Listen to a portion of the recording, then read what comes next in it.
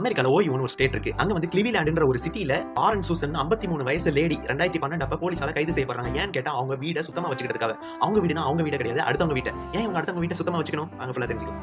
இந்த Warren Susan ரேண்டமா ஒரு வீட்டை ஓபன் பண்ணி ஃபுல்லா மாப் அடிச்சு பாத்திரம் கழுவி துணியெல்லாம் துவச்சி வீடை நீட்டா வச்சு அதுக்கப்புறம் ஒரு நாப்கின்ல என் பேர் வாரன் சூசன், இதுதான் என் அட்ரஸ், இதுதான் என் ஃபோன் நம்பர், உங்க வீடை க்ளீன் பண்ணது நான் தான், க்ளீன் பண்ண சர்வீஸ் உங்களுக்கு பிடிச்சிருந்தா என்ன திரும்பவும் கூப்பிடுங்க, ஆனா இப்ப க்ளீன் பண்ணதுக்கு $75 பில்ல கட்டுங்க அப்படின்ட்டு ஒரு நாப்கின்ல எழுதி ஒரு டேபிள்ல வச்சு வந்துருவாங்க. நிறைய பேர் பார்த்து இதுக்கு ஃபோன் பண்ணி அவங்களை வார்ன் பண்ணி இதெல்லாம் தப்பு அப்படின்னு சொல்லிட்டு விட்டுட்டாங்க. ஆனா யாரும் போலீஸ்ல கம்ப்ளைண்ட் கொடுக்கல. ஏன்னா அவங்க வீட்ல எதையும் திருடல. இப்படியே போயிட்டு இருக்கு. எலேரியன் ஒரு சிட்டில ஒரு வீட்ல இப்படி பண்றாங்க. அந்த வீட்டுக்காரங்க போலீஸ்ல கம்ப்ளைண்ட் கொடுத்துறாங்க. கம்ப்ளைண்ட் கொடுத்தவங்க போலீஸ் இவங்களை அரெஸ்ட் பண்ணி விசாரிச்சதுக்கு அப்புறம் இவங்களுக்கு ஓசிடின்னு ஒரு டிசார்டர் இருக்குன்னு தெரிஞ்சுக்கிறாங்க. ஓசிடினா அப்சசிவ் கம்பல்சிவ் டிசார்டர்னு சொல்றாங்க. அப்படின்னா அதுல பாதிக்கப்பட்டவங்களுக்கு அவங்கள சுத்தி இருக்கிற இடம் நீட்டா கிளீனா ஹைஜீனா இருக்கணும்னு நினைப்பாங்கன்னு சொல்றாங்க. ஆனா இவங்க அதையே ஒரு பிசினஸா பண்ணலாம், நம்ம ஏன் வீட கிளீன் பண்ணி காசு சம்பாதிக்க கூடாது அதுல அப்படின்ட்டு இந்த மாதிரி பண்ணி போலீஸ்ல பிடிபட்டுட்டாங்க. ஆனாலும் கோர்ட்ல இவங்களுக்கு நீங்க பண்ணது தப்பு, அதனால 1 வருஷம் சிறை தண்டனை அனுபவிச்சே ஆகணும், அது போக 20 மணி நேரம் பப்ளிக் சோஷியல் சர்வீஸ் நீங்க பண்ணணும்னு ஆர்டர் கொடுத்துட்டாங்க.